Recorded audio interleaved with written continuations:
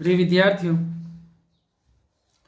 मैं doctor Deepak Salvi, assistant professor in drawing and painting eight government college Sagwara, district Dungarpur. भारतीय कला की इस व्याख्यान श्रृंखला में हम प्रत्येक नए ई व्याख्यान में नए विषय के साथ में हम बात करते हैं और अगला नया ई लेक्चर पिछले ई लेक्चर से आगे की बढ़ती हुई कड़ी के रूप में मैं आपको उपलब्ध कराता हूँ। तो प्रिय विद्यार्थियों, आज का हमारा आधुनिक भारतीय कलाकारों की इस ई व्याख्यान श्रृंखला में सैयद हैदर रजा के बारे में हम बात करेंगे कि सैयद हैदर रजा जो है वो किस प्रकार आधुनिक भारतीय कला में इन्होंने कार्य किया, कलाकारों में कार्य किया। तो प्रिय विद्यार्थियों, हमारे जो पिछले ई व्याख्यान है जिसमें हमने कई कलाकारों के कलामय जीवन के बारे में बात की और कलात्मकता परिवेश में बात की, उनके क्या कला की क्या मापदंड रहे, उन्होंने कैसे कार्य किया, क्या उनकी अंकन पद्धति रही, क्या उनके आकार रहे, क्या उनके रंग रहे, क्या उनका अग्रभूमि विभाजन रहा, क्या उनका पृष्ठभूमि विभाजन रहा। तो बहुत सारे कलाकारों का जीवन के बारे में हमने अध्ययन किया। इसी प्रकार से आज हम अभी इस ई व्याख्यान में रजा के जीवन के बारे में बात करेंगे। रंग प्रयोग में रजा की दक्षता आधुनिक भारतीय कला में एक उपलब्धि के रूप में याद की जाती रहेगी क्योंकि इन्होंने रंगों के द्वारा मानसिक जटिलताओं तथा प्राकृतिक रहस्यात्मकता से हमें साक्षात्कार कराया। इनके चित्रों के रंग अलंकारिक नहीं हैं, उनमें अनुभव और व्यवहार झलकता है। यह प्रवृत्ति उनके लगभग सभी चित्रों में हमें दिखाई देती है। राजा का जन्म जो है वो 22 फरवरी 1922 इजी गोइंग में याद हो जाता है। 22 फरवरी 1922 में मध्य प्रदेश के दमोह गांव में हुआ। यहाँ प्रारंभिक शिक्षा प्राप्त करने के पश्चात वे कला की विधिवत शिक्षा प्राप्त करने के लिए नागपुर स्कूल ऑफ आर्ट्स चले गए, किंतु वहाँ पे उनके मन भावन रूप से शिक्षा आत्मसंतुष्टि नहीं मिली और वे sir J school of art Mumbai चले गए, जहाँ पे उन्होंने कला शिक्षा का अध्ययन किया और फाइन आर्ट्स में डिप्लोमा प्राप्त किया। इसके बाद उन्होंने अपने कई चित्रों की प्रदर्शनियों का आयोजन किया जिसमें उनके देश विदेश में ख्याति प्राप्त हुई।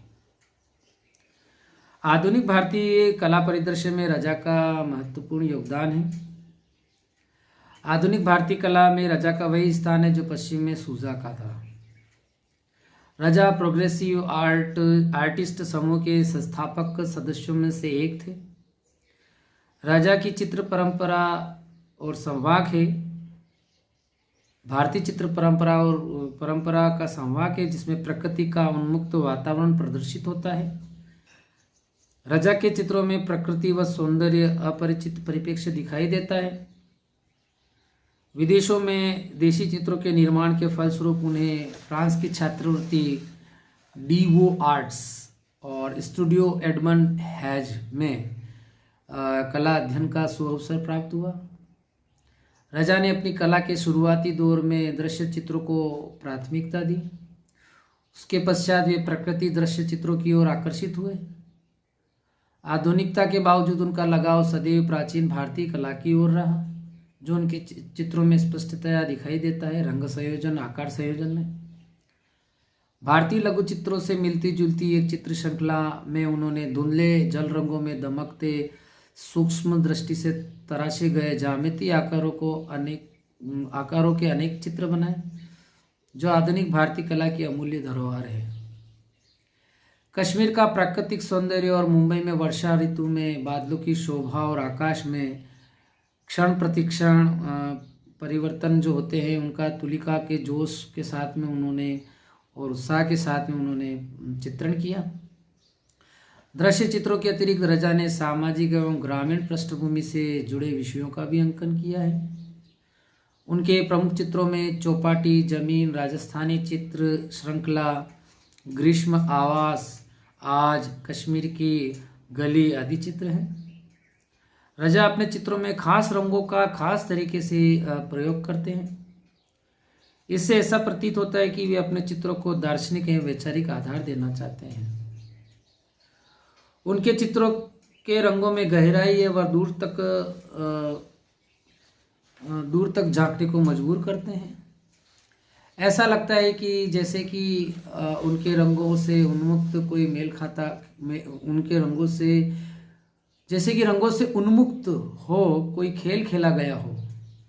और आधुनिक कला के इस महान कलाकार का देहांत 23 जुलाई 1916 को हुआ। प्रिय विद्यार्थियों, ये हमारा रजा के बारे में बात की, और जो आपने पेंटिंग्स देखी, इन पेंटिंग्स में आपको कुछ नया हटके और देखने को मिला होगा कि भारतीय चित्रांकन परंपरा में कैसे रजा ने ज्यामितीय आकारों को और चटकीले चमकीले रंगों को अपने चित्रों में समावेशित किया और एक चित्ताकर्षक आकृतियों का इन्होंने निर्माण किया। तो निश्चित रूप से ये कलाकार भी भारतीय कला में पारंपरिक चित्रों को, कला मूल्यों को इन्होंने देने का प्रयास किया, उनको सहजता से प्रस्फुटित या प्रदर्शित करने का इन्होंने प्रयास किया। तो इनके चित्रों से भी हमें बहुत कुछ देखने को मिला। अब अगला कलाकार आता है हमारा कृष्ण हवला जी। इनको KH आरा भी कहते हैं। तो KH आरा का जन्म 16 अप्रैल 1914 को आंध्र प्रदेश के सिकंदराबाद के बोलाराम में हुआ।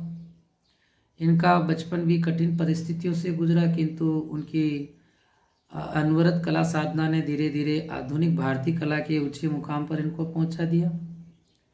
बचपन में एक अंग्रेज परिवार के यहाँ घरेलू नौकर के रूप में कार्य किया और समय मिलने पर चित्र कार्य किया। उनकी इस रुचि को देखकर अंग्रेज दंपति ने उनका दाखिला गिर गांव के केतकर इंस्टीट्यूट में करा दिया, जहां उन्होंने कला में डिप्लोमा प्राप्त किया। आरा ने तेल रंग और जल रंग दोनों विधाओं में कार्य किया। कभी ज्यामितीय आकारों को लेकर तो कभी यथार्थ विधा में अमूर्त चित्रांकन किया, तो कभी प्रतीकवादी चित्र बनाए। आरा ने दृश्य चित्र, वस्तु चित्र, पौराणिक, ऐतिहासिक एवं सामान्य जनजीवन से जुड़े विषयों को बनाया। इनके प्रसिद्ध चित्रों में हरा सेब, लाल मेज, चीनी मिट्टी बर्तन, टोकरे में रखे पात्र आदि प्रमुख हैं।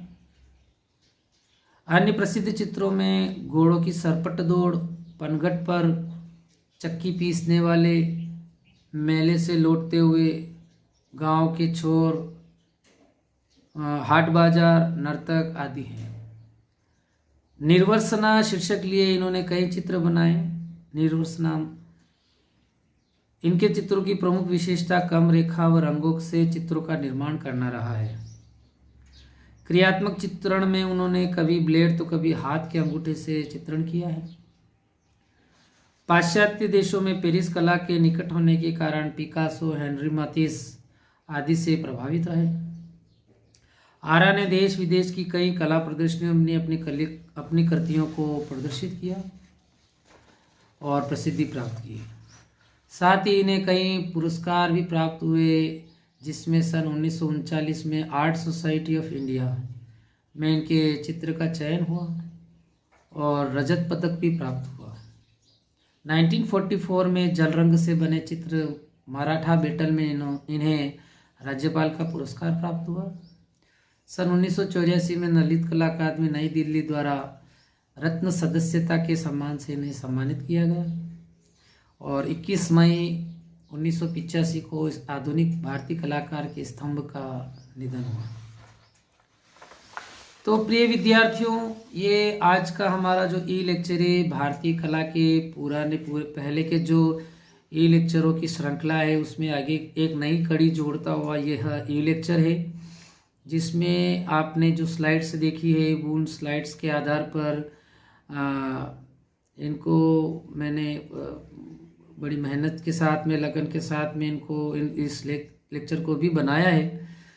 तो आप अधिक से अधिक संख्या में का मतलब हुआ एक बार आप भी जुड़े, आपके जिनके पास स्मार्टफोन नहीं है उनको भी आप शेयरिंग करने के साथ साथ जोड़ें। और सबसे महत्वपूर्ण बात है आपके असाइनमेंट और फाइल जमा करने का। तो आप अपने असाइनमेंट को आप भी पूरा करें। कोई चीज़ समझ में नहीं आती है तो आपको वैसे PDF नोट्स सारे दे दिए गए हैं, फिर भी आपको यदि कोई चीज़ समझ में नहीं आती है तो आप मुझसे बात करें, मुझसे संपर्क करें। तो निश्चित रूप से मैं आपको जहाँ तक हो सके, संभव हो सके, मैं आपको आपकी जो भी समस्याएं हैं उनको मैं उनका समस्या का निदान करने की कोशिश करूँगा। और ये मैंने आपको पहले भी कहा है कि यदि आपको इनको चित्रकारों को याद करने में यदि कोई कठिनाई आ रही है तो आप एक चार्ट बना लें, एक हाफ इम्पीरियल साइज का चार्ट बना लें। उस पर आप कैसे याद करेंगे मैं उसका उदाहरण बता रहा हूँ। तो उस हाफ इम्पीरियल चार्ट को बना लें, उसमें सर्वप्रथम क्रम संख्या डालें, टेबल बना लें, उस पर क्रम संख्या डालें, क्रम संख्या 1। तो क्रम संख्या 1 में आप लिखें कोई कलाकार, जैसे राजा रवि वर्मा है तो राजा रवि वर्मा के आगे डैश करके लिखे उसी टेबल में, उसी रो में कि राजा रवि वर्मा का जन्म कब हुआ और कहाँ हुआ।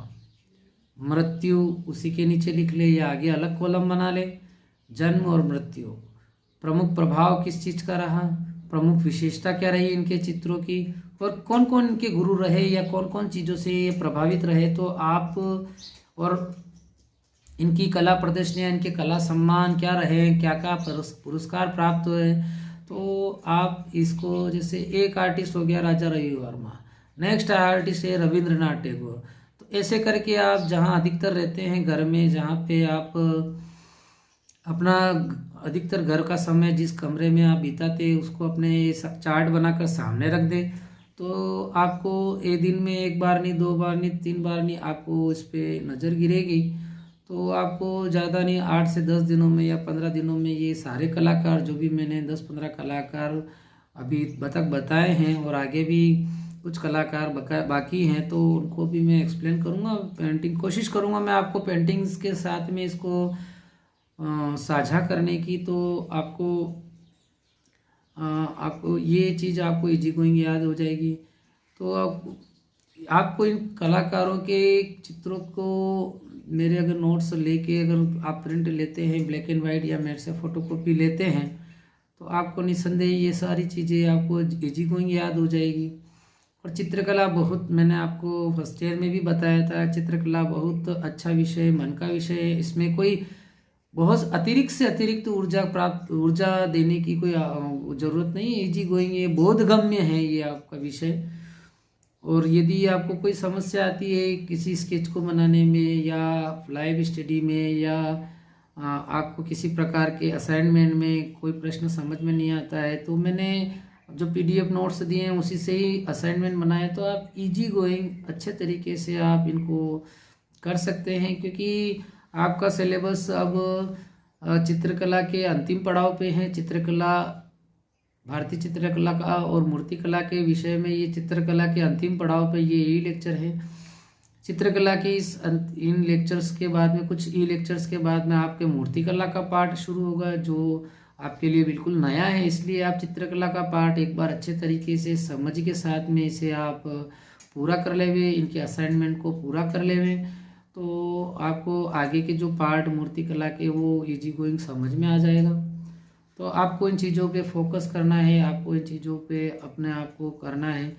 और ये अभी लॉकडाउन में हो सकता है कॉलेज खुलने के आसार दिखाई दे रहे हैं, तो आप अपने विवेक को इस्तेमाल करते हुए इन ई लेक्चर्स को अधिक से अधिक देखें। PDF नोट्स आप भी देखें, और जिनके पास एंड्रॉयड मोबाइल नहीं है उनको भी आप, आपके सहपाठी होने के नाते आप उनसे भी अपने ये ई लेक्चर्स को शेयर करें, जिससे कि वो भी पढ़ सके, वो भी आपके साथ में अच्छे मार्क्स, अच्छे अंकों की प्राप्ति कर सकें।